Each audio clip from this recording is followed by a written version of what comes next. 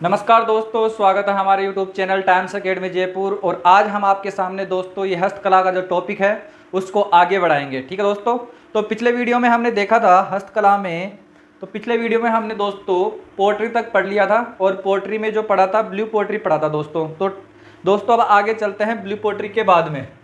तो दोस्तों blue pottery में ए आ गया था, अब बी लिखते हैं इसको। ठीक है दोस्तों, ये है ब्लैक पोट्री यानी कि काली पोट्री। ठीक है दोस्तों, ब्लैक पोट्री कहाँ की फेमस है दोस्तों, तो वो देखो आप, ये पहले लिखो आप काली पोट्री। ठीक है दोस्तों, इसमें कैसे कैसे बनी, कहाँ की फेमस है, ये सारे बता रहा हूँ दोस्तों। ये जो ब्लैक पोट्री है ये कोटा की फेमस है। कहाँ की? कोटा की फेमस है। और यहाँ मैं लिख देता हूँ प्रसिद्ध कहाँ की है, कोटा की, तो कोटा लिख दिया। और ये ब्लैक पोट्री जो बनती है वो किस प्रकार से बनती है, क्या क्या मिलते हैं, तो वो बताओ। देखो इसमें सबसे पहले तो क्या मिलता है, सरसों का तेल, सरसों का तेल। व दूसरी चीज़ क्या मिलती है दोस्तों इसमें ब्लैक पोट्री में, काली मिट्टी। ठीक है दोस्तों, काली मिट्टी हो गई। ये क्या मिलते हैं, ये है खनिज बोल दो इनको, खनिज तत्व हो गए। ठीक है, ये खनिज तत्व इसमें मिलते हैं ब्लैक पोट्री में। ठीक है, बस इतना सा ही है। जो ब्लैक पोट्री है वो कहाँ की फेमस है, कोटा की फेमस है। और ब्लैक पोट्री में जो मिलने वाले तत्व है वो है सरसों का तेल और काली मिट्टी। ठीक है दोस्तों, सरसों का तेल और काली मिट्टी ये मिलते हैं ब्लैक पोट्री में। ब्लैक पोट्री में जो आगे पढ़ेंगे दोस्तों उसका नाम है कागज़ की पोट्री। ठीक है दोस्तों, क्या है, कागज़ की पोट्री। कागज़ की पोट्री दोस्तों, कागज़ की पोट्री कहाँ की फेमस है, तो ये बता दूं मैं आपको, ये अलवर की फेमस है। ठीक है, और कागज़ की पोट्री में अब सिंपल सी बात है, कागज़ से बनेगी। ठीक है, और गोंद वगैरह से मिलेगी बनेगी। तो इस प्रकार से मैं लिखूंगा नहीं क्या क्या बनेगी। अब वो देखो किस प्रकार, देखो कागज़ के जो बर्तन होते हैं, के बर्तन जो छिद्र युक्त होते हैं दोस्तों, क्या उनमें थोड़े बहुत छिद्र होते हैं, जो छिद्र युक्त होते हैं। ठीक है, तथा होते हैं, तथा उनमें तरल पदार्थ नहीं रखा जाता, तरल पदार्थ नहीं रखा जाता।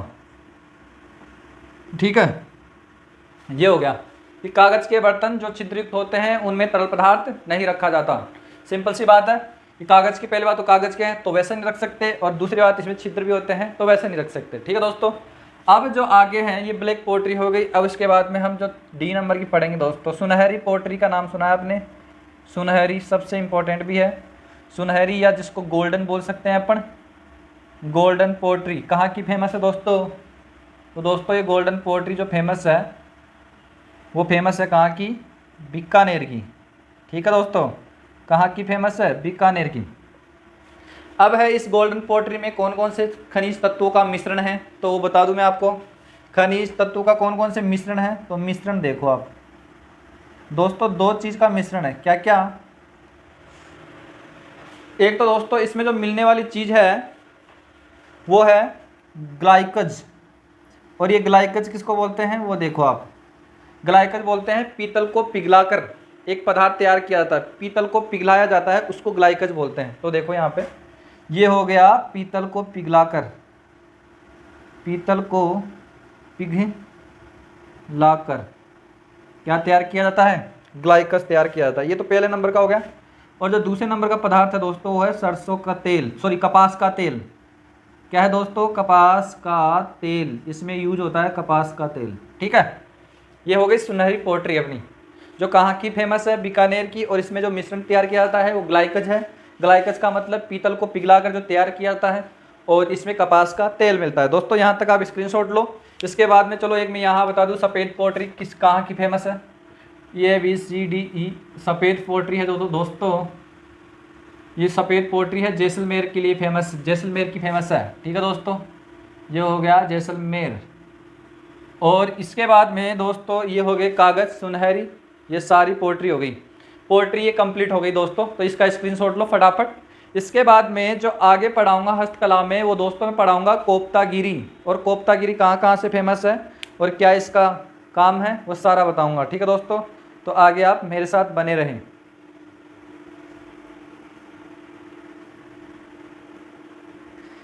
ठीक है दोस्तों, आपने ये स्क्रीनशॉट लिया।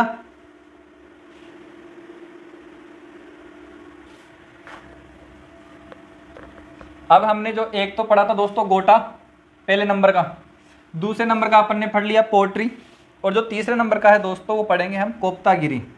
क्या दोस्तों? कोफ्तागिरी पढ़ेंगे। अब वो कोफ्तागिरी क्या होती है, कहाँ की फेमस है, ठीक है, और क्या है, ठीक है, सारा पढ़ेंगे दोस्तों। कोफ्तागिरी क्या दोस्तों? कोफ्तागिरी।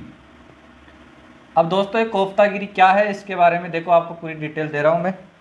कोफ्तागिरी है दोस्तों लोहे की जो वस्तुएं होती है, उन लोहे की वस्तुओं पर सोने व चांदी की जो तार होते हैं पतले पतले, उन तारों से कलाकृति करना क्या होता है, कोफ्तागिरी कहलाती है दोस्तों। इसकी डेफिनेशन में यहाँ लिख देता हूँ। जो बर्तन होते हैं लोहे के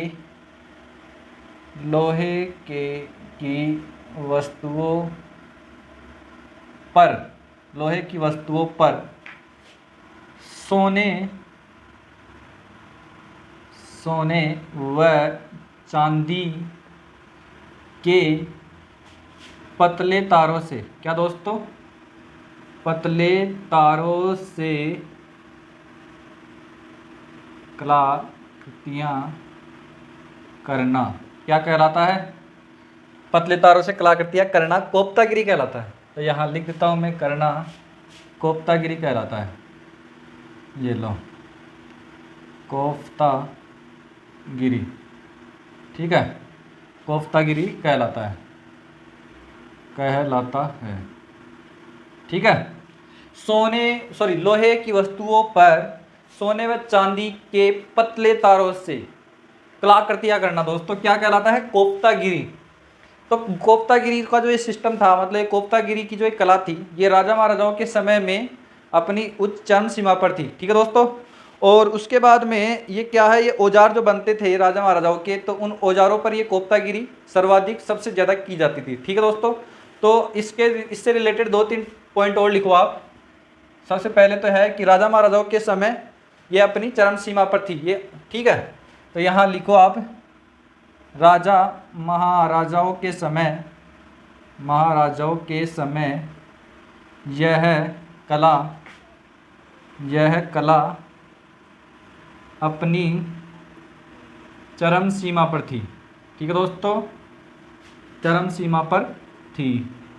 अब देखो इसका जो मुख्यतः संबंध है इस कोफ्तागिरी का, वो औजारों से था। ठीक है दोस्तों, तो इसका मुख्य संबंध, इसका मुख्य संबंध किससे था? औजारों से था, औजारों व उपकरणों से था। ठीक है, उपकरणों से था। दोस्तों आपने कोई तलवार देखी होगी प्राचीन काल की, तो इस प्रकार से अगर ये तलवार मानो आप, और यहाँ पर उसका हैंडल है, ठीक है, और ये अपनी हो गई। ठीक है, तो यहाँ पे क्या वो तलवार ऐसे मतलब धीरे इस प्रकार से कुछ होती थी हैंडल में भी। ठीक है, तो ये कोफ्तागिरी हो गई एक तरह से। ठीक है दोस्तों, इस प्रकार की आकृति में बता दूं मैं, यहाँ पे तार लगे हुए हैं, ये कोफ्तागिरी हो गई। ठीक है, इस प्रकार की कलाकृति को कोफ्तागिरी कहते हैं। तो ये औजारों और उपकरणों से संबंधित था मुख्यतः। और दोस्तों इस कला का जो है सबसे प्रमुख केंद्र पहले के ज़माने में क्या था?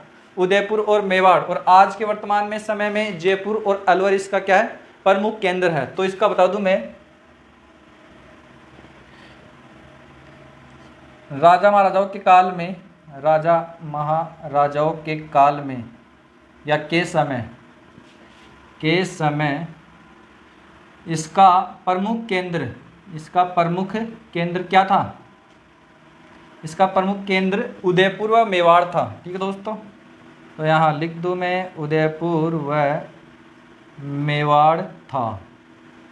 और वर्तमान में क्या है? वर्तमान में जयपुर व अलवर है। वर्तमान में जयपुर व अलवर है। ठीक है दोस्तों, यहाँ आया समझ में? तो वर्तमान में क्या है, जयपुर व अलवर है इसका प्रमुख केंद्र, और पुराने समय में मतलब राजा महाराजाओं के समय में उदयपुर व मेवाड़ इसका प्रमुख केंद्र था। ठीक है। और दोस्तों इसका जो प्रसिद्ध कलाकार है उसका नाम क्या है, इसका प्रसिद्ध कलाकार का नाम और लिख लो लास्ट में, इसका प्रसिद्ध कलाकार, तो यहाँ लिख दूँ मैं, प्रसिद्ध कलाकार का नाम क्या है दोस्तों, पृथ्वीराज सिंह पुरोहित। पृथ्वीराज सिंह राजपुरोहित। ठीक है दोस्तों, ये हो गया पृथ्वीराज सिंह राजपुरोहित। तो दोस्तों यहाँ पर आप स्क्रीनशॉट लो फटाफट और फिर और देखते हैं, आगे कला देखते हैं।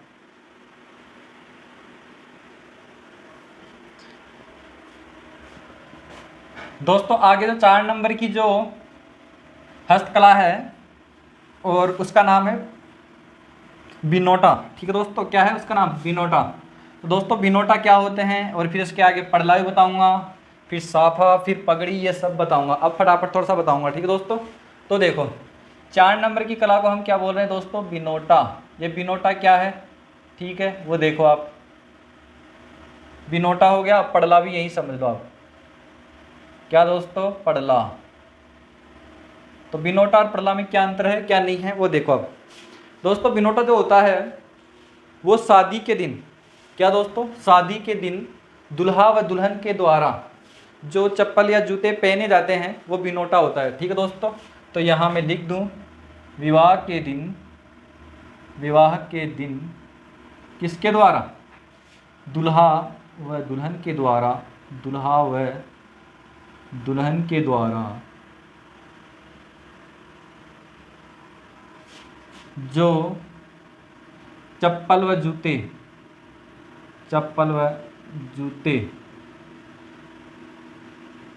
पहने जाते हैं, क्या कहलाते हैं वो बिनोटा कहलाते हैं दोस्तों। विवाह के दिन दुल्हा व दुल्हन के द्वारा शादी के समय जो चप्पल या जूते पहने जाते हैं वो कहलाते हैं क्या दोस्तों, वो कहलाते हैं बिनोटा। और पड़ला क्या होता है, पड़ला होता है दुल्हे मतलब दुल्हा जो है दुल्हे पक्ष के द्वारा दुल्हन पक्ष को जब कोई उपहार या कोई भेंट या कोई मतलब कुछ भी हार वगैरह या जिसको बोलते हैं आभूषण वगैरह जो भेजे जाते हैं दुल्हन पक्ष को, वो क्या होते हैं, वो पड़ला होते हैं। ठीक है दोस्तों, तो देखो दूल्हे पक्ष द्वारा शादी के समय ठीक है, जो क्या भेजे जाते हैं, जो सामान या आभूषण है, जो खाद्य सामग्री, ठीक है दोस्तों, जो खाद्य सामग्री या आभूषण भेजे जाते हैं। ठीक है दोस्तों, किसके लिए भेजे जाएंगे, दुल्हन के लिए, दुल्हन के परिवार वालों के लिए, लेकिन जो आभूषण है वो दुल्हन के लिए भेजे जाते हैं। ठीक है दोस्तों, तो भेजे जाते हैं उन्हें पड़ला कहते हैं दोस्तों। ठीक है दोस्तों, ये पड़ला हो गई, ये एक तरह की रस्म हो गई। ठीक है दोस्तों, पड़ला कहते हैं। अब दोस्तों मैंने यहाँ पे हस्तकलाओं में केस क्यों शामिल किया है दोस्तों, तो दोस्तों इसलिए शामिल किया है क्योंकि ये जो बिनोटा का काम है वो और ये पड़ला का काम है, ये हस्तकलाओं में शामिल है दोस्तों। ठीक है, बिनोटा और ये पड़ला जो काम है दोस्तों, पड़लाओं जो है इनसे रिलेटेड वो सारे हस्तकला में शामिल होते हैं दोस्तों। अब जैसे मैं आगे लिखाऊंगा सांपा और पगड़ी, ये भी हस्तकला में शामिल है और कहाँ कहाँ की फेमस है, बस ये ध्यान रखना है आपको कि कहाँ की फेमस है। तो दोस्तों इन दोनों में बता दूं मैं, ये बिनोटा जो पड़ला है ये दोनों कहाँ की फेमस है, ये जयपुर की फेमस है दोस्तों। ठीक है, ये ध्यान रखना आप, बिनोटा और जो पड़ला है वो कहाँ के फेमस है, वो जयपुर के फेमस है। अब आगे चलते हैं दोस्तों, देखो अब सापा के बारे में और पगड़ी के बारे में थोड़ा सोच समझ लो। देखें, आपको पता भी होगा कि सापा क्या है, पगड़ी क्या है दोस्तों। साफा क्या है, साफा जो है बुजुर्गों के द्वारा हमेशा पहने जाने वाला, क्या है, हमेशा पहने जाने वाला है। ठीक है दोस्तों, तो देखो यहाँ मैं लिख दूँ, ये है बुजुर्गों द्वारा हमेशा पहने जाने वाला, सर पे। ठीक है दोस्तों, बुजुर्गों द्वारा सिर पर हमेशा पहने जाने वाला। आजकल तो कोई भी नहीं पहनता, बहुत कम पहनते हैं, लेकिन फिर भी पहने जाने वाला। ठीक है। और पगड़ी की खास बात क्या है दोस्तों? ये पगड़ी जो है दोस्तों, उसकी खास बात इतनी सी है, इसको भी बुजुर्गों द्वारा पहना जाता है, लेकिन ये किसी खास अवसर पर पहनी जाती है। पगड़ी किसी खास अवसर पर। ठीक है दोस्तों। तो यहाँ मैं लिख दूँ विशेष अवसर पर पहने जाने वाला। ठीक है दोस्तों। अब देखो, साफा में और पगड़ी में एक खास अंतर तो ये हो गया। एक दूसरा अंतर ये है दोस्तों, जो साफा होता है वो चौड़ा होता है और छोटा होता है। ठीक है दोस्तों। तो यहाँ मैं लिख दूँ, इसका जो कपड़ा होता है दोस्तों वो क्या होता है? साफा चौड़ा व लंबाई में छोटा होता है। ठीक है दोस्तों। और पगड़ी जो है दोस्तों, उसकी देखो आप, यह चौड़ाई में कम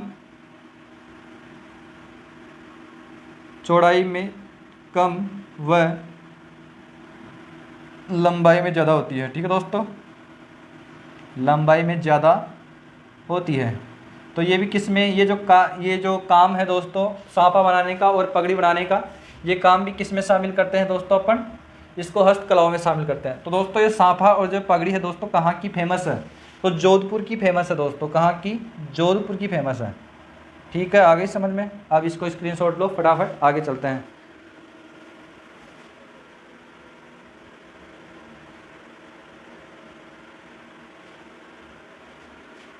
ठीक है दोस्तों। अब देखो आप आगे दोस्तों जो हम पढ़ेंगे वो पढ़ेंगे पान्ने। क्या दोस्तों? पान्ने पढ़ेंगे। और पान्ने कहाँ के फेमस है? जयपुर के। जयपुर में कहाँ के? सांगानेर के। ठीक है दोस्तों। अब देखो आप आगे जो पढ़ेंगे दोस्तों है पान्ने। अब हमने कहाँ तक पढ़ लिया? शायद 7 तक पढ़ लिया हमने, और 8वां नंबर का पढ़ेंगे पान्ने। ठीक है दोस्तों। अब है पान्ने। पान्ने होते क्या है? तो दोस्तों पाने जो होते हैं दोस्तों, वो होते हैं किसी देवी देवताओं का चित्र होता है, जो किसी पन्ने पर, मतलब किसी खाली पेज पर उसको बना दिया जाता है अपने हाथों से। ठीक है। तो उसको बोलते हैं पाने। जैसे लक्ष्मी जी का पाना आता है, वो क्या होता है? एक कागज़ पे तो होता है, और कागज़ पे वो क्या प्रिंट होकर फिर वो हो गया लक्ष्मी जी का पाना। उसी तरह से क्या होता है, ये पाने जो होते हैं दोस्तों, वो देवी देवताओं का कागज़ पर चित्रण है। क्या दोस्तों? यहाँ लिख देता हूँ मैं, देवी देवताओं का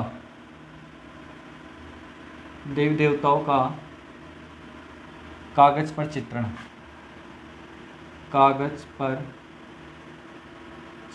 ठीक है दोस्तों। ये हो गया, ये पाने हो गया। और पाने कहाँ की फेमस है? ये अपना है सांगानेर जयपुर। ठीक है दोस्तों। तो ये फेमस मैं लिख देता हूँ, कहाँ के फेमस है? सांगानेर जयपुर के। ठीक है दोस्तों।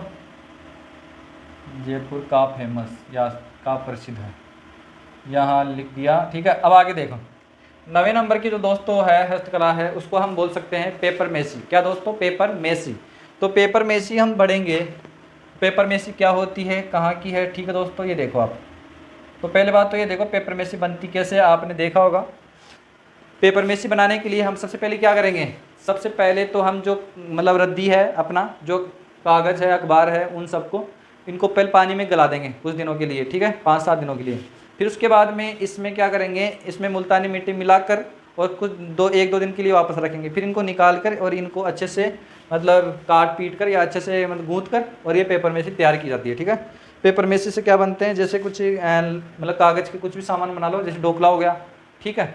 और जैसे अपने ढोकला टाइप में और भी कुछ देख लो सामान, जैसे कोई भी हाथी घोड़ा वगैरह छोटे छोटे जो भी है। ठीक है। फिर उन पे कलर करके और उनको बेच दिया जाता है। ठीक है दोस्तों। देखो, कागज को भिगोकर उसमें मुल्तानी मिट्टी मिला दी जाती है। मुल्तानी मिट्टी मिला दी जाती है। ठीक है, मिला दी जाती है। तो ये बन जाता है पेपर मेसी। फिर इसके बाद में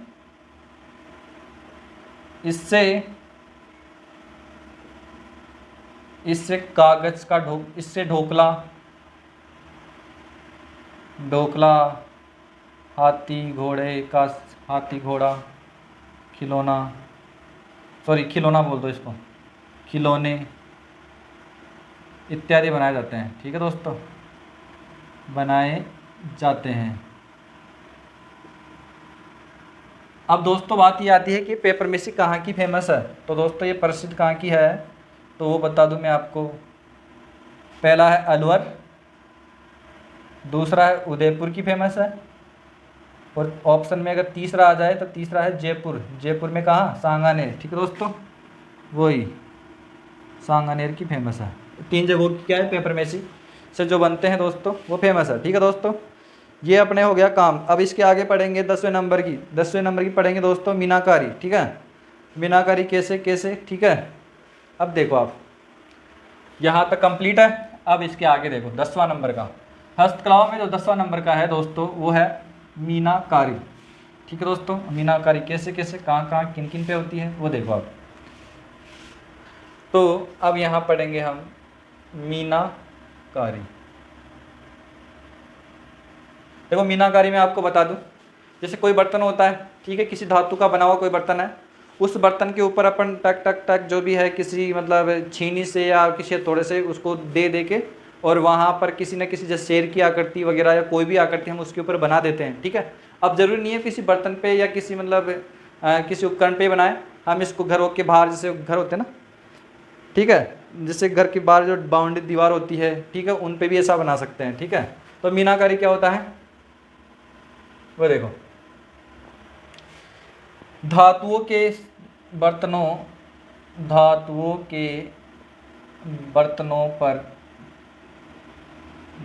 पर उभरी हुई, क्या दोस्तों, उभरी हुई चित्रकारी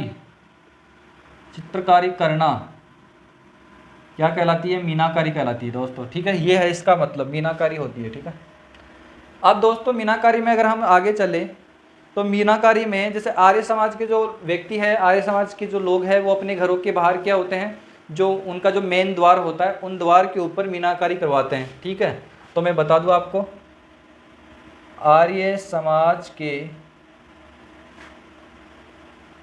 घरों के दरवाजों पर तथा मकानों पर मीनाकारी करवाई जाती है।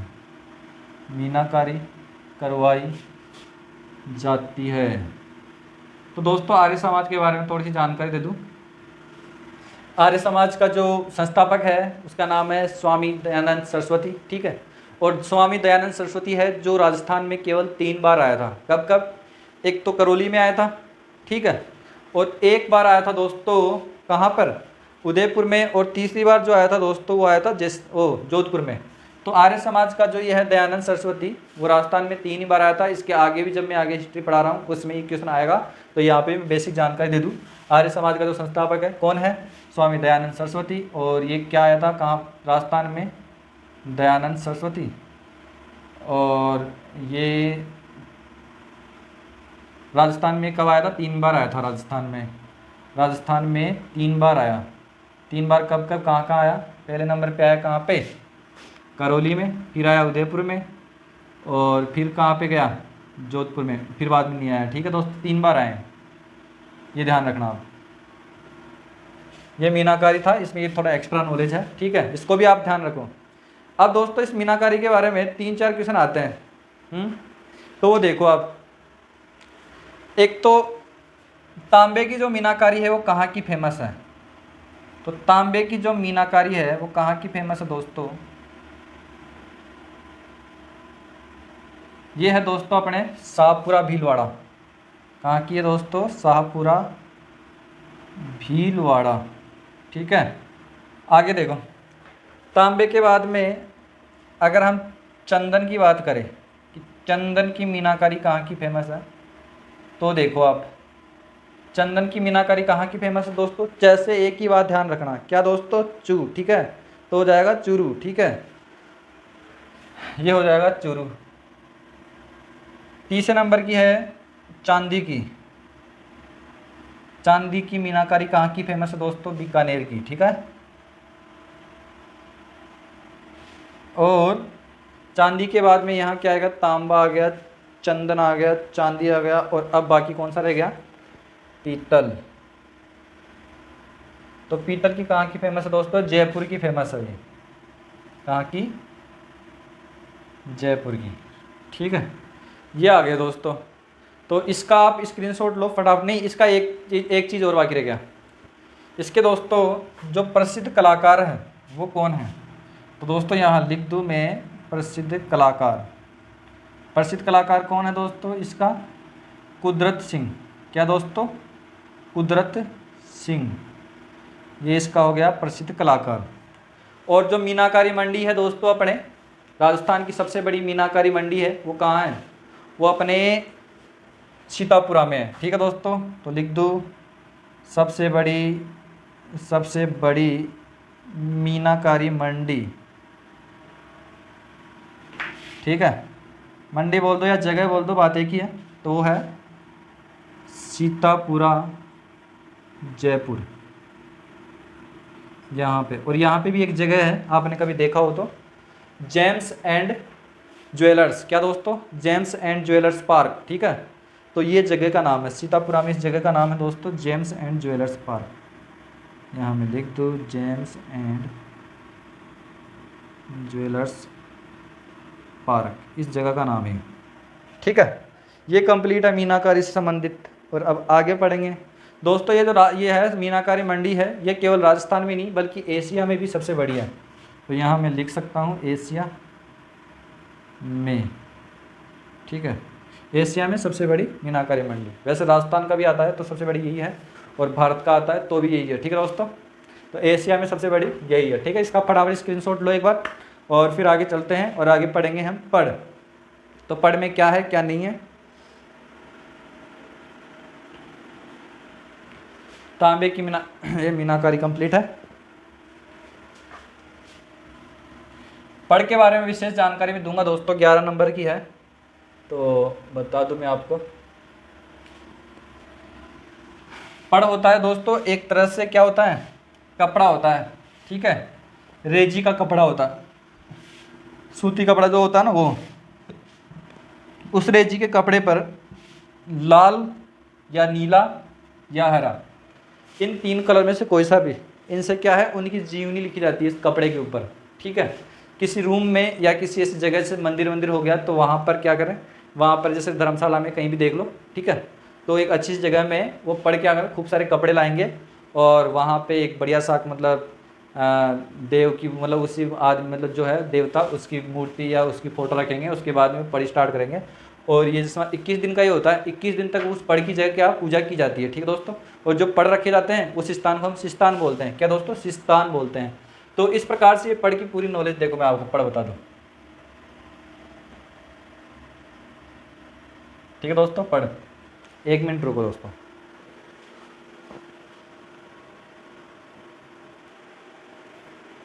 पढ़ जो होता है दोस्तों वो देखो, ये होता है लोक देवी देवताओं से संबंधित, ठीक है। तो यहाँ मैं लिख दूँ लोक देवी देवताओं से संबंधित। कैसे संबंधित होता है वो देखो, ठीक है। लोक देवी देवता। अब इसमें देखो जो काम में लिया जाता है दोस्तों, पढ़ में जो कपड़ा काम में लिया जाता है वो किस प्रकार का है वो देखो। अब कपड़ा है दोस्तों एक तो खादी का या रेजी का। और ये जो कपड़ा होता है दोस्तों खादी व रेजी का, किस प्रकार का कपड़ा होता है? या तो लाल ले लो, या नीला, या हरा, ठीक है दोस्तों। ये 3 ही प्रकार के कपड़े होते हैं खादी व रेजी के। और इन कपड़ों के ऊपर दोस्तों क्या लिखी जाती है? देवी देवताओं की गाथा, देवी देवताओं की गाथा, ठीक है दोस्तों। ये हमारे हो गए देवी देवताओं की गाथा, ठीक है दोस्तों। यहाँ देवी देवताओं की गाथा लिखने के बाद में या जीवनी है, ठीक है। अब इसके बाद में दोस्तों जो ये पढ़ है, गाथा है कहानी लिख दो आप, ठीक है। प्रसिद्ध केंद्र बताओ इसका दोस्तों। प्रसिद्ध जो केंद्र है इसका वो है दोस्तों शाहपुरा भीलवाड़ा, ठीक है। शाहपुरा भीलवाड़ा ये इसका फेमस स्थान है। फिर इसके बाद में दोस्तों अगर आगे हम बात करें तो पढ़ लिखने वाले व्यक्ति को हम क्या बोल सकते हैं, और जो महिला है उसको क्या बोलते हैं। पढ़ लिखने वाले व्यक्ति को हम बोलते हैं चितेरा, क्या दोस्तों, या कलाकार को, ठीक है। तो पढ़ लिखने वाले व्यक्ति, ठीक है दोस्तों, वाले व्यक्ति, ठीक है दोस्तों, इसको तो हम बोलते हैं चितेरा। और जो पढ़ लिखने वाली महिला होती है दोस्तों, इस महिला को हम बोलते हैं चितेरी, ठीक है। इस चितेरा और चितेरी में मधु जोशी, पार्वती जोशी, ये तो हो गई महिला चित्रकार, चित्रकार, ठीक है दोस्तों। इसके बाद में श्रीलाल जोशी, प्रदीप मुखर्जी जो है, ये दोनों चितेरा हो गए। तो यहाँ मैं लिख देता हूँ श्रीलाल जोशी, श्रीलाल जोशी, और ये हो गया अपना प्रदीप मुखर्जी। तो ये दोस्तों ये क्या है, ये है पढ़ लिखने वाले प्रसिद्ध कलाकार जिनको चितेरा बोलते हैं, ठीक है दोस्तों। चितेरी में दोस्तों दो है, मधु जोशी और पार्वती जोशी, पार्वती जोशी, ठीक है दोस्तों। यहाँ तक आप पढ़ समझे, पढ़ क्या है क्या नहीं है। अब इसके बारे में वो बता दूं कि जिस स्थान पर ये पढ़ लिखा जाता है उसको स्थान बोलते हैं, ये स्टार्टिंग में बताया मैं। तो जो स्थान है जहाँ पढ़ लिखा जाता है, स्थान जहाँ पर पढ़ लिखी जाती है, लिखी जाती है, क्या कहलाता है दोस्तों, वो कहलाता है स्थान, ठीक है। और इस स्थान पर क्या है दोस्तों, 21 दिन का देवभरण होता है। यहाँ पर उस जिस देवी देवता की पढ़ लिखी जा रही है उसकी पूजा होती है, और उस स्थान को देवभरण कहा जाता है। 21 दिन के लिए, 21 दिन के लिए वहाँ पर क्या पूजा की जाती है, तो वहाँ देवभरण होता है, ठीक है दोस्तों। इस स्थान के आगे लिख देता हूँ मैं, यहाँ पर 21 दिन तक पूजा होती है तथा देवभरण होता है, ठीक है दोस्तों। 21 दिन तक उस देवी देवता की पूजा होंगी और वहाँ पे क्या होगा, देवभरण होगा। यहाँ तक कंप्लीट है। अब दोस्तों मैं पिछले में एक व्यक्ति पे कमेंट आया था, या मतलब बताया था एक बंदे ने कि राजस्थान और राजस्थान में क्या अंतर है, तो मैं उसका एक छोटा सा फटाफट एक डाउट क्लियर करता हूँ, ठीक है दोस्तों, कि क्या अंतर है, क्या आया, कैसे आया इसका नाम, ठीक है। तो अब देखो आप नोट में लिख लो या कहीं अलग लिख लेना, तो ये फटाफट आप लोगों की भी जो कन्फ्यूजन है वो हमेशा के लिए दूर कर देता हूँ, ठीक है दोस्तों। राजस्थान, ठीक है, ये क्या है क्या नहीं है, राजपूताना, ठीक है सारा। अब देखो दो शब्द में उसकी कन्फ्यूजन था, एक तो था राजस्थान, एक राजपूताना। तो इन दोनों की क्या क्या कहानी है वो बता दूं मैं आपको। ये तो है राजस्थान की तो क्या स्टोरी है, और राजपूताना की क्या स्टोरी है, इन शब्दों की क्या क्या स्टोरी है, कैसे कैसे। राजस्थान जो शब्द देने वाला व्यक्ति है दोस्तों, वो है अपने कौन, कर्नल जेम्स टोड। इस व्यक्ति को क्या क्या बोलते हैं दोस्तों, राजस्थान के इतिहास का जनक, ठीक है दोस्तों। दूसरे घोड़े वाले बाबा, ये घोड़ा लेकर जाते थे हमेशा, ठीक है। अब देखो दोस्तों, इन्होंने ये जो राजस्थान नाम दिया था दोस्तों, वो दिया था 1822 में, ठीक है। अपनी पुस्तक थी इनकी, एक पुस्तक में इन्होंने 1822 में राजस्थान नाम दिया, ठीक है। क्योंकि ये अंग्रेज है तो ये ढंग से बोल नहीं पाते थे, तो राजस्थान को राजस्थान कर दिया, ठीक है। अब है लेकिन अगर एनसीईआरटी की बात करें दोस्तों, तो एनसीईआरटी में आपको ये जो डेट है वो 1822 नहीं मिलकर 1819 मिलती है। तो आप ये मत रखना, आपका अगर ऑप्शन 1822 आता है तो वहाँ 1822 ही करना है आपको। ठीक है दोस्तों, ये है अपने राजस्थान की स्टोरी। तो दोस्तों 2-3 बाबा आ गए, जैसे घोड़े वाला बाबा, और क्या क्या है,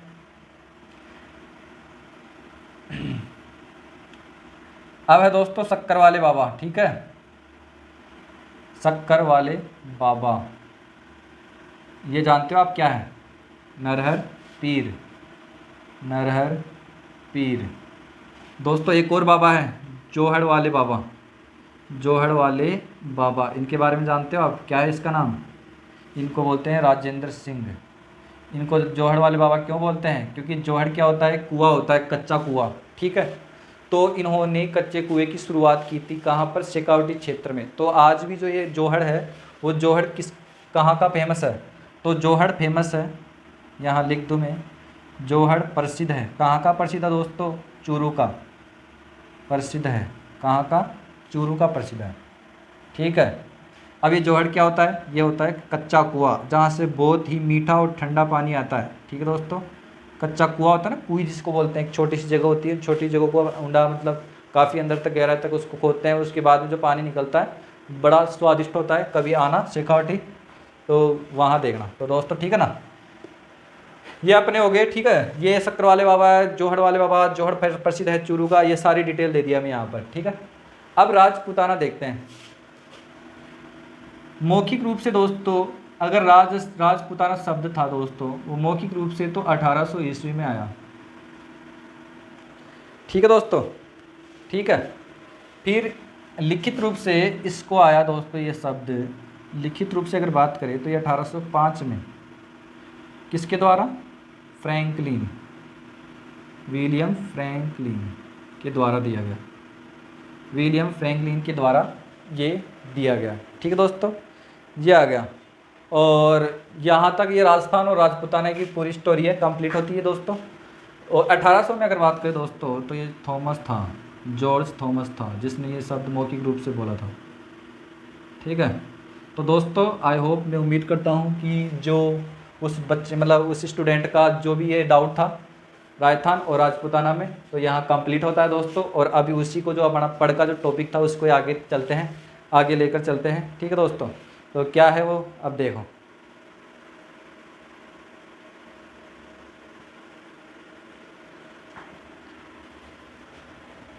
अब देखो पढ़ में दोस्तों आगे फटाफट। दोस्तों पढ़ में मैं बताया था कि जो पढ़ है उसके जो स्थान को जहाँ पर वो लिखी जाती है उसको स्थान बोलते हैं, वहाँ 21 दिन तक पूजा होती है, उस पूजा के स्थान पे देवग्रहण किया जाता है। ठीक है दोस्तों, इस प्रक्रिया को देवग्रहण। ठीक है, अब देखो सबसे लंबी पढ़, सबसे लंबी पढ़ की बात करें तो कौन से देवता की है, और सबसे छोटी जो पढ़ की बात करें तो कौन से देवता की है। तो दोस्तों ये लंबी और छोटी जो पढ़ है एक ही देवता की है, वो है देवनारायण जी। ठीक है दोस्तों, देवनारायण जी की जो पढ़ है वो कैसी है, वो सबसे छोटी और सबसे बड़ी दोनों प्रकार की क्या है, पढ़ है। अब इसमें जो ये देवनारायण जी की पढ़ है दोस्तों, इस पढ़ पर देवनारायण जी की जो पढ़ है इस पर 3 सितंबर, कब, 3 सितंबर 1992 के दिन इस पर क्या किया गया था, डाक टिकट जारी किया गया था। कितने रुपए का, 5 रुपये का। ठीक है, 3 सितंबर 1992। और इसके 1-2 दिन बाद में, या ऐसे लिख लो, 2 रुपये का भी क्या किया गया था, 2 रुपये का भी यहाँ पे जारी किया था डाक टिकट। ठीक है दोस्तों, ये तो अपना हो गया देवनारायण जी की पढ़। अब आगे देखो, सबसे प्रमुख यानी कि सबसे प्यारी या सबसे जो लोकप्रिय पढ़ है वो किस देवता की है दोस्तों, तो यहाँ मैं लिखता हूँ सबसे लोकप्रिय पढ़ किस देवता की है दोस्तों, तो वो देवता हमारे पाबूजी, पाबूजी। ठीक है दोस्तों, ये हमारे हो गए पाबूजी, पाबूजी। ठीक है, इनकी जो पढ़ है वो सबसे फेमस है। और दोस्तों जो तेजा जी की पढ़ है वो, उस पर क्या खास बात है, तो तेजा जी की पढ़ पर तेजा जी पर 2002 में, सॉरी 2010 में क्या किया गया था, 5 रुपये का डाक टिकट जारी किया था। ये लो। और अगर हम किसी मतलब पढ़ के बारे में और किसी की बात करें तो दोस्तों यहाँ पे और तो कोई नहीं है इतना जिनकी इतना फेमस है। अब इसमें अगर बात करें दोस्तों कि एक थेवा कला है, क्या है दोस्तों, थेवा कला है। तो थेवा कला, ये थेवा कला, इस पे 2002 में 5 रुपये का डाक टिकट, ठीक है दोस्तों, ये सारा आ गया अब यहाँ पे 2002 में डाक टिकट जारी किया गया था। ये अपनी हस्तकलाओं में जो पढ़ से रिलेटेड दोस्तों जो टॉपिक था वो यहाँ अपना कंप्लीट होता है दोस्तों, ठीक है। अब दोस्तों ये वीडियो लंबा नहीं हो जाए इसलिए यहीं पर ही समाप्त करते हैं और दोस्तों मिलते हैं अगले वीडियो में। तो दोस्तों जाने से पहले मैं आपको बता दूं हमारा चैनल टाइम्स अकेडमी जयपुर, इस पर आप नए हों तो सब्सक्राइब करो और अपने दोस्तों को ज़्यादा से ज़्यादा बताओ, ठीक है दोस्तों। इस पे पटवार का जीके का संपूर्ण कोर्स होने वाला है और आगे मैं इसी पे ही कंप्यूटर की और इसके अलावा जो करण जी के हैं वो, और इसके अलावा करण जी के में जो अच्छे अच्छे क्वेश्चन हैं किस प्रकार से बनते हैं वो मैं खुद बताऊंगा आपको किस प्रकार से होंगे। और लास्ट में दोस्तों जब अपना अक्टूबर आ जाएगा दोस्तों, नवंबर और दिसंबर में, नवंबर और दिसंबर में दोस्तों हम लाएंगे डेली क्या, डेली 100 क्वेश्चन के लिए जो इनसे रिलेटेड जो मैं पढ़ा रहा हूँ दोस्तों, इन्हीं से रिलेटेड 100 क्वेश्चन लेके आऊँगा डेली, जिनके 4 ऑप्शन होंगे, ठीक है दोस्तों। तो वहाँ आप अपनी तैयारी को पूरा चेक कर सकते हैं, ठीक है। और इसके अलावा अगर जो भी कोई करंट जीके का क्वेश्चन होगा तो मैं वहाँ मतलब उसके कोष्टक में लिख दूंगा कि ये करंट जीके का क्वेश्चन है, तो 100 में से 10 क्वेश्चन करंट के होंगे और 90 क्वेश्चन इनसे रिलेटेड होंगे, ठीक है दोस्तों। फिर इसके बाद में जब जनवरी आएंगी, फरवरी आएंगी, तो इनमें आपको मैं 50 मॉडल टेस्ट पेपर है उनकी तैयारी कराऊंगा खुद, ठीक है दोस्तों। हर दिन आपको 2 मॉडल टेस्ट, एक मॉडल टेस्ट दिया जाएगा और उस टेस्ट के ज़रिए आपको अपनी तैयारी को देखना है, ठीक है दोस्तों। और उनमें अगर दोस्तों अगर आप 300 नंबर है ना, 300 में से अगर आप 200 नंबर भी ला रहे हो ना उनमें, वैसे मान लो आपके बेड़ा पार है, ठीक है दोस्तों। नमस्ते।